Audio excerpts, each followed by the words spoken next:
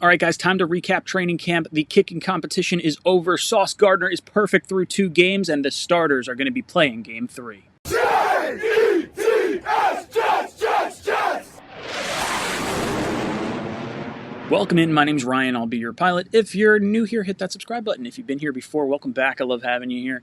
Boys and girls, we're going to recap a little bit of training camp, an away game for me. I am not in the office today, but wanted to break down a little bit of what's going on in Jets world. So first up, the kicking competition is over. We did hear this yesterday. Greg Zuerlein wins the kicking job. Today in camp, he went 6 for 6 with a perfect outing, with a long of 53 that reports said it could have been good from 60. Now, Greg the Leg Zuerlein has been the most consistent throughout camp, so I think this makes the most sense, but it's very hard to cut someone like Eddie Pinheiro, who was perfect for the Jets all last year. You just worry a little bit with maybe the distance that he could possibly have. So it's going to be interesting to see, is this the right move? I think it is. I think this was well-deserved by Greg Zuerlein, and he's been kicking well, so I like seeing all that. I want to talk a little bit about Sauce Gardner. The last few weeks, he has been covered. He was in 19 coverage snaps between the first 2 games of the preseason, and he has 0 targets thrown his way. So either quarterbacks are already afraid of him, entirely possible. This dude is manhandling guys. This guy is absolutely the truth. Or maybe they just find it easier to go to other areas of the defense and why test him at this point in time, because the Jets defense has been coming under a little bit of fire from the fan base, and they're already ready to grab their pitchforks for Ulbrich, which I don't think is right just off the bat. Let's see it with some starters in this past preseason game. I think we played we were playing without 17 of 22 starters on our team, so I wouldn't be overly critical of the last performance, but Sauce, by and large, has been the dude. Next up, we got Joe Flacco having himself a little bit of a day. He leads a 13-play drive, 50 yards. He got a 4th down scramble out of the pocket, winds up flipping it to Michael Carter for a touchdown. Now, there was an opportunity for Michael Carter II to catch an interception on that drive.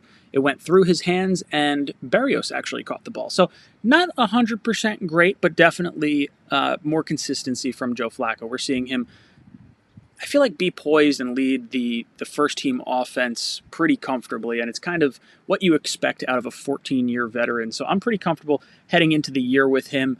Obviously, I hope Zach gets back as soon as possible. And last but not least, we heard today from our leader, Robert Saleh.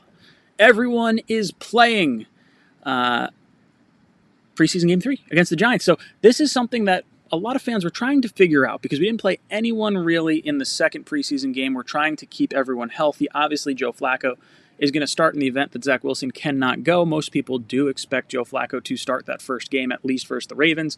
So why risk potential injury? Because you're one snap away from having one of Chris White or Chris Streveler taking snaps, which, there's been a lot of hype around Streveler, but I think there's clearly a difference right now in who you would want to start there.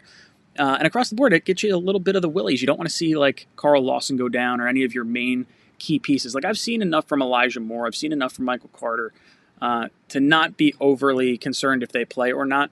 So I hope we see, from all reports say we're going to see either a quarter or a half of play from the starters this week. I guess that's probably about what you'd want to see. I'd like to see a quarter. I want to see more of these unproven guys.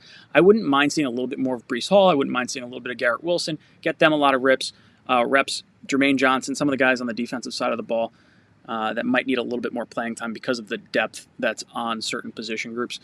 But by and large, I'm a little nervous seeing the starters play, but this is kind of what they did going into Game 3 normally. And then, by eliminating Game 4 last year, you just don't have a game where all the starters are sitting out. So we'll see how long the Giants starters go. Will Tyrod Taylor be the quarterback that takes the reps with the number 1? Does Daniel Jones get the majority of the reps, trying to get as much tape or as much insight into him as they possibly can? It's going to be interesting to see how Game 3 plays out. Guys, let me know your thoughts of training camp. What do you think of Sauce Gardner? What do you think of Flacco? What do you think of Zuerlein winning the kicking competition? Let me know in the comment section down below. And as always, go Jets.